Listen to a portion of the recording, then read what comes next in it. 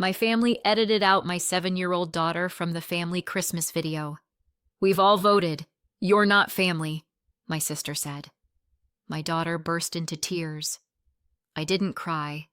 I did this. The next morning, their lives started to unravel. Christmas Eve had that fake kind of warmth, the one you get from forced smiles and an oven set too high. My parents' living room smelled like cinnamon candles and tension. Rachel, my sister, was running the show as usual. She'd been calling this year's project Our Legacy. There was even a red bow taped over the TV because tonight was the premiere. Her word, not mine. My daughter Anya sat in front of me on the carpet, practically glowing. She'd been talking about this video for weeks, telling her teacher, her friends, anyone who'd listen that she was going to be in a Christmas movie. She had brushed her hair 3 times before we left the house and kept asking if her glitter shoes looked movie enough. "Do you think Grandma will like it?" she asked. "She'll love it," I said. I hoped I was right. Rachel dimmed the lights. "Okay, everyone." Phones away. Let's make this special. The screen came to life. There was music, sleigh bells, snow. Then the familiar faces. Mom arranging cookies, Dad pretending to fix a bulb while everyone laughed. The crowd of relatives chuckled. "So cute," someone said. Then Rachel's kids filled the screen, covered in flour, squealing with laughter. Applause. I smiled and waited. 5 minutes. Nothing. 10 minutes. Still nothing. My stomach started to twist. The camera panned across the family decorating the tree, except the frame cut off just before it reached where Anya and I had been standing that day. It jumped to another shot. Gone. Rachel's voice played over the montage. "Family is what you build together." Someone sighed happily. "That's beautiful." Anya turned around to look at me. "When are we in it?" I swallowed. "Any minute now." But the credits rolled, edited by Rachel. Applause again. Actual applause. Anya blinked. "Mommy, where are we?" The room went very quiet for me, even though everyone else was talking. I could hear my heartbeat in my ears. Rachel was already hugging Mom, who was crying for reasons unclear. Dad raised his glass. "To family." I stood up before my mouth could say something I'd regret. "Excuse us." No one stopped me. In the hallway, I took a long breath. Behind me, Anya's small footsteps hurried to catch up. "Did we do something wrong?" she asked. "No," I said, but it came out broken. "You didn't do anything wrong." She rubbed her eyes. "Maybe they didn't like how I looked." That sentence hit like a slap. I went back in. Rachel was refilling drinks, still glowing. "Quick question," I said. My voice was calm. It scared even me. "We weren't in the video." She didn't even look guilty. "Oh, that. It was just too long. We trimmed a few parts. She shrugged. "It didn't feel cohesive." You know, the family theme. I stared at her. "You cut out a 7-year-old for cohesion?" Rachel lowered her voice, all sweet poison. "Don't make this a scene." We all talked about it. We felt it didn't fit the overall message, the message being that we're a close family. I laughed, because the other option was murder. "So you edited us out for accuracy." She folded her arms. "You've been distant, Julia." We voted. It just didn't feel authentic. "You voted?" "It was unanimous." She paused, then said the words like they meant nothing. "We've all voted. You're not family." I stared at her. "You actually said that out loud?"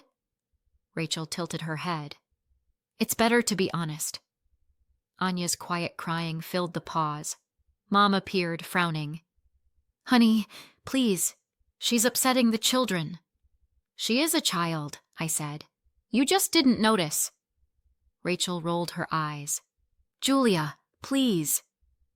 Let's not ruin Christmas. I laughed. You already did. I took Anya's hand, grabbed our coats, and walked out. No one followed. Not one person. Outside, the cold hit like truth. Anya pressed her face into my coat. Was I too silly? I can be better next time. My throat hurt. You were perfect, baby. Absolutely perfect. She nodded, but her lip trembled. Then why did they take me out? Because they could, I thought. Because it was easy. The sky was black velvet, the kind that makes Christmas lights look cruel. Back home, she went straight to her room. I heard her talking softly to her stuffed bear, reciting the same lines she'd practiced for the video. Merry Christmas from our family to yours. I sat on the couch and stared at the blinking tree lights. One on, one off, one on, like a warning signal. Every year, my sister found a new way to remind me that we were a footnote. This year, she just made it official. I wanted to call someone, to yell, to demand an explanation, but there was no one left to call. The phone stayed dark on the coffee table. After a while, Anya came out in her pajamas. Her eyes were swollen, but she tried to smile. Maybe next year we can make our own video, she said. I nodded. Maybe we will. She crawled into my lap, small and warm, smelling like shampoo and heartbreak. Mommy? Yeah? I think they don't like us. I pressed my chin to her hair. Then we'll like us enough for both of them. She nodded against me, tired. Okay. I held her until she fell asleep, the glow of the tree flickering across her face. And in that quiet, something in me hardened. Not anger, not revenge. Just certainty. They could cut us out all they wanted. This time, we'd make sure everyone saw it. Families like mine don't need villains. They just need silence. And I filled that role perfectly. I was the middle child, Rachel the leader, Luke the favorite, me the background noise. Rachel ran our lives like a company. Every event had a theme, a schedule, and an after-action report. She was the child who got gold stars just for giving other people instructions. Luke was the baby, the family mascot. He could crash a car into the garage, and Dad would call it boys being boys. Me? I was the steady one, reliable, invisible, the kind of kid teachers forgot to call on. Mom used to brag, Julia's our easy one. Easy meaning quiet. Easy meaning forgettable. When I was a teenager, I started writing stories, little movie scenes in cheap notebooks, families who noticed each other, kids who were chosen first. Once I said I wanted to study film. Rachel laughed like I'd announced I wanted to join the circus. Mom said, Honey, that's not a career. You're good with computers, so I got good with computers. I folded up the stories and put them away. Years later, I met a man who looked at me like I wasn't the middle of anything. He was charming in that fast-talking, too many promises way that feels like love when you've never been believed in before. By the time I realized I was pregnant, he was already gone. When I told my parents, they reacted like I'd set the house on fire. Rachel said, Well, someone has to be the family lesson. Mom cried, not for me, for her reputation. Dad just stared, disappointed that I hadn't even gotten a ring out of it.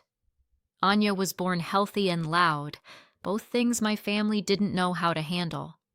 For them, single motherhood was something whispered about, not lived out loud. When I brought her over for holidays, Mom introduced her as Julia's little situation. But then Luke had a baby too, a casual fling, one he bragged about over beer, and somehow that made him interesting. Mom called him charming. Dad called him wild. Rachel called him lucky. Apparently, for men, accidental parenthood was adorable.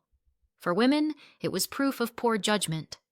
All three of us had kids by then, but only two of us got framed photos on the mantle. Rachel's children were practically a brand, matching outfits, choreographed smiles, an entire wing of my parents' house devoted to their art projects. Luke's daughter was next in line. Weekend visits, her own stocking, her picture on the family Christmas card.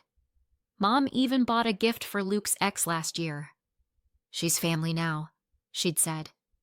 I looked down at Anya's name tag on the present pile. Spelled wrong. Again. Still, I kept showing up. I told myself it mattered that Anya knew her cousins.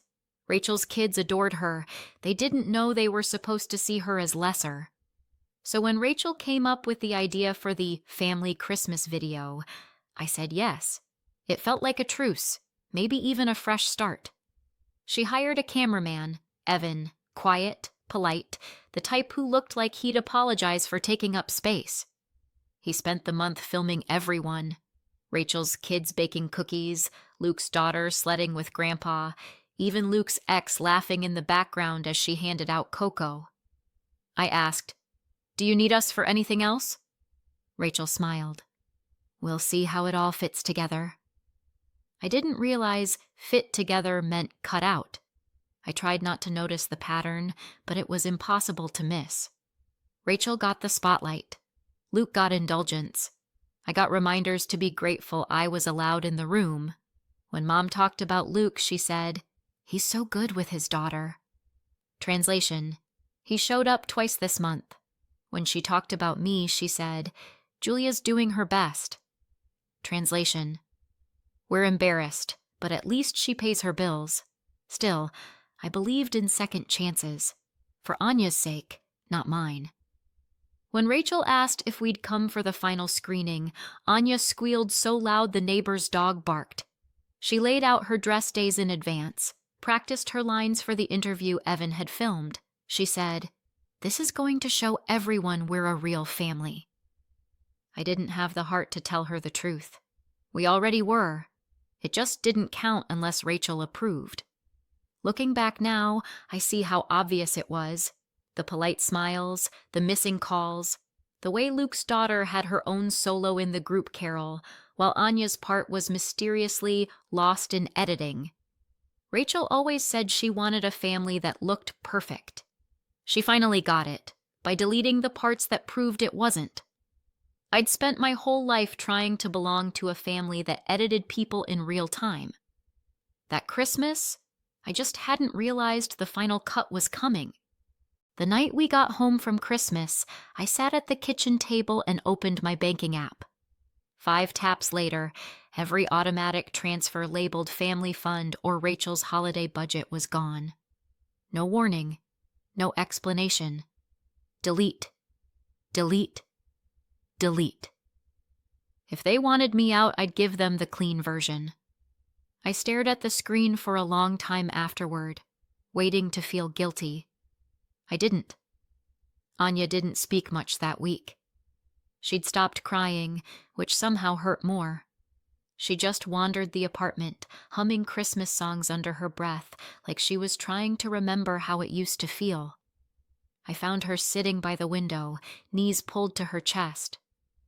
"Baby," I said softly, "want to draw something?" She shook her head. "No one wants to see it." That was the moment something inside me snapped.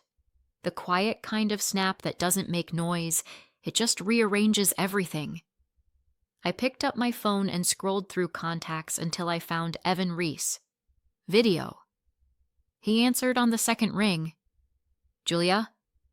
"It's me," I said. "You've done other projects, right?" "Not just family videos." A pause. "Yeah. I do short films sometimes. Why?" "I want one," I said. "For my daughter." He sounded cautious. "What kind of film?" "One that makes her feel like she matters." He hesitated. "Okay. I could write something small. Maybe a 4-minute short. She's the star. We can hire a few local actors, make it look nice. But it's not cheap." "How much?" 6,000? I didn't flinch. Done. He went quiet again. Are you sure? I just pulled my funding from a family that edited my kid out of existence, I said. I've got the money. He exhaled. All right. Give me a week to plan it. No, I said. Make it soon. She's forgetting how to smile. The next morning, I told Anya that the man who filmed the Christmas video had called because he couldn't stop thinking about her. He wants you to be in his new movie, I said. Her head jerked up. Really? Me? Really. You start rehearsal this weekend. She jumped off the couch and ran circles around the living room. I have to practice. What's it about?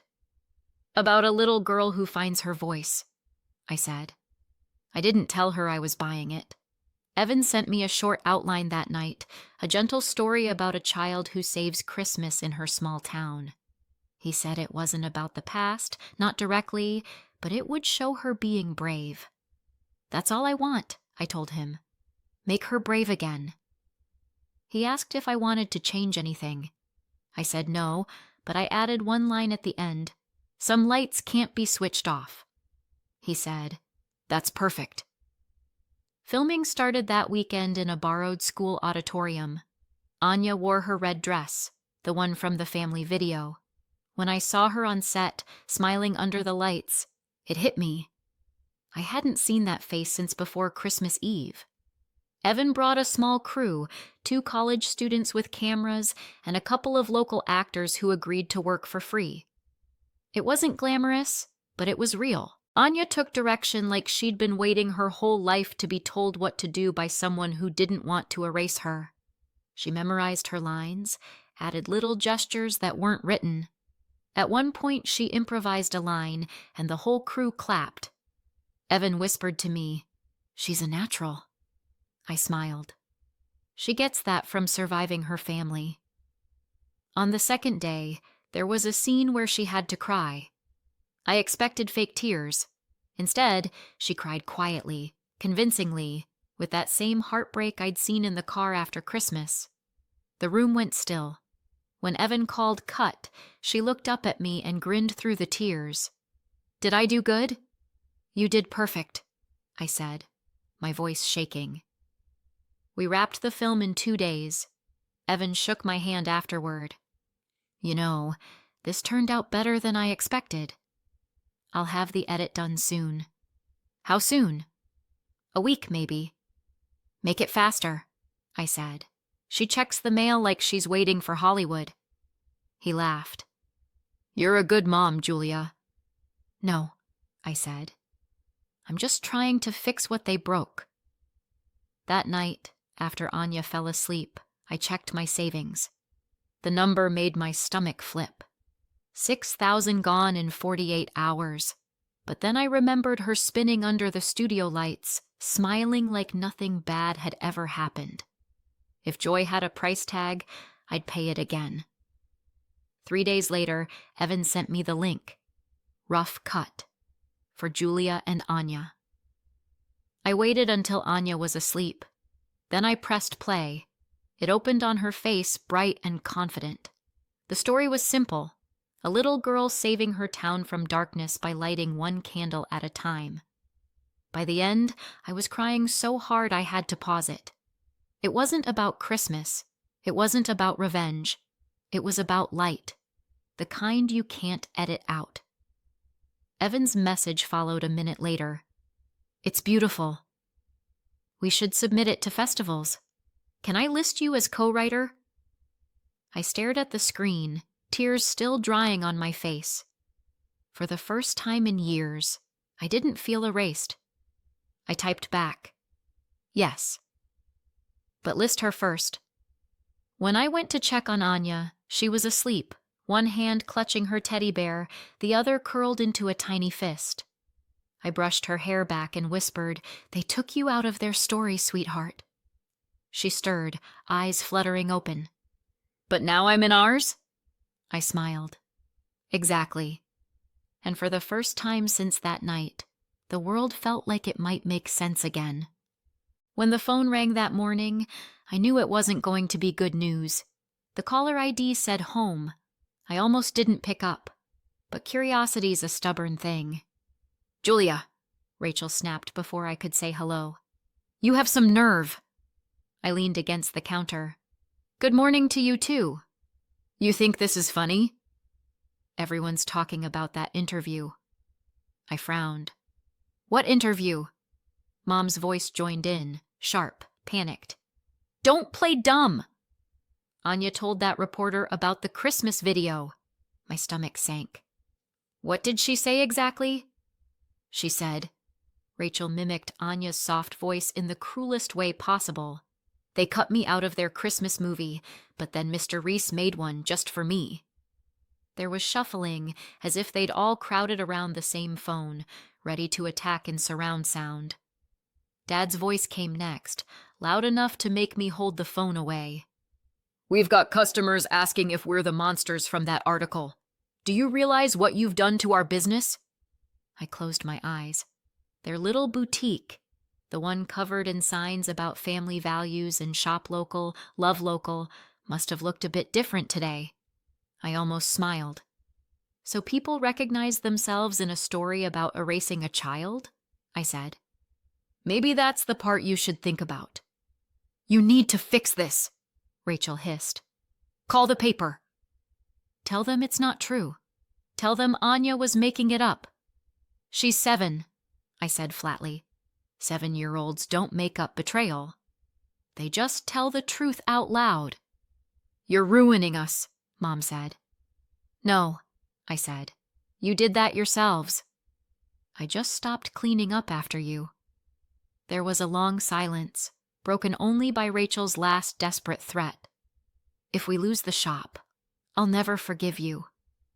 "Then I guess we're even," I said, and hung up.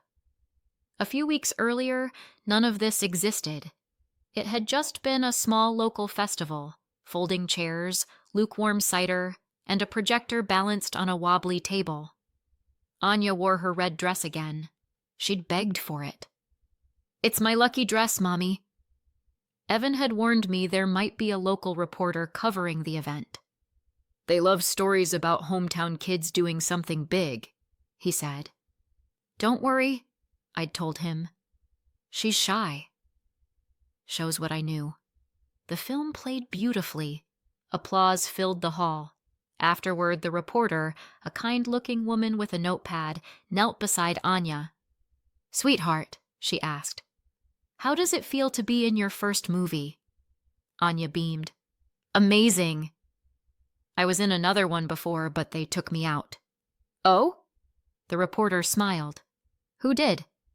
"My family," Anya said matter-of-factly. "They cut me out of the Christmas movie, so Mr. Reese made one just for me." I froze halfway to the snack table. The reporter's eyebrows lifted. "That's quite a story." "It's true," Anya said proudly. "He said I was really good." And that was that. 2 days later, a headline popped up online. "Local girl shines after being cut from family Christmas video." Then a follow-up. "Small town's sweetest scandal, when family becomes fiction." By the end of the week, everyone knew exactly which family it was.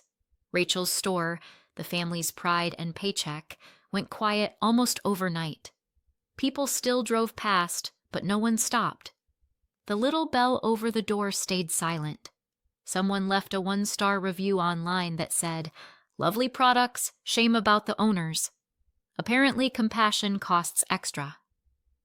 By the second week, Mom called begging. "Julia, we're drowning."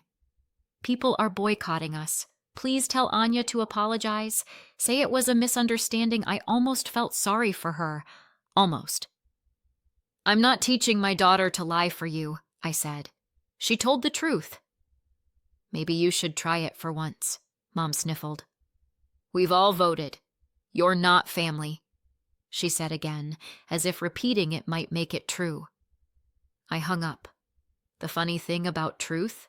It spreads faster than gossip.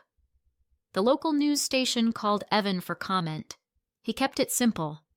"Anya's a talented young actress." The rest speaks for itself. Within a month, the short film started making rounds at small festivals. At one screening, they handed Anya a certificate for Best Young Performer. She held it like it was made of gold.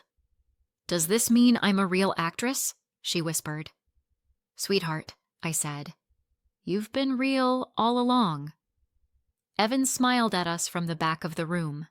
Afterward, he said, "You know, there's a talent agent here tonight. Would you mind if I introduced you to—" I hesitated. "Isn't that a lot?" He shrugged. "So, was what they did to her." "Let her have this." So we met the agent, a cheerful woman named Donna who talked fast and smiled wide. She said, "We'd love to represent Anya." "We get a lot of commercials, family-friendly projects." I watched Anya's face light up. For once, I didn't overthink it. I signed the papers. By spring, Rachel's shop had closed. The front window was empty except for a faded for lease sign. Someone spray-painted "Cut out the cruelty" across the side wall. Mom and Dad sold the building to cover debts. Luke moved 2 towns over to escape the drama. And me? I slept better. I still got the occasional angry message, "Hope you're happy." I was, not because they suffered, but because Anya didn't anymore. One night, after her first small commercial shoot, a local bakery ad, she came home grinning, frosting still on her sleeve. "Mom," she said, "guess what the director told me?" "What?" He said, "You're a natural." I smiled. "He's right." She paused. "Do you think Grandma and Aunt Rachel know I'm on TV now?" "I think everyone does," I said. She giggled, kicked off her shoes, and ran down the hall. I watched her go, that red dress hanging in the closet like a flag we'd finally reclaimed. They erased her once. Now everyone saw her. So what do you think? Did I go too far, or not far enough? Let me know in the comments, and don't forget to subscribe for more.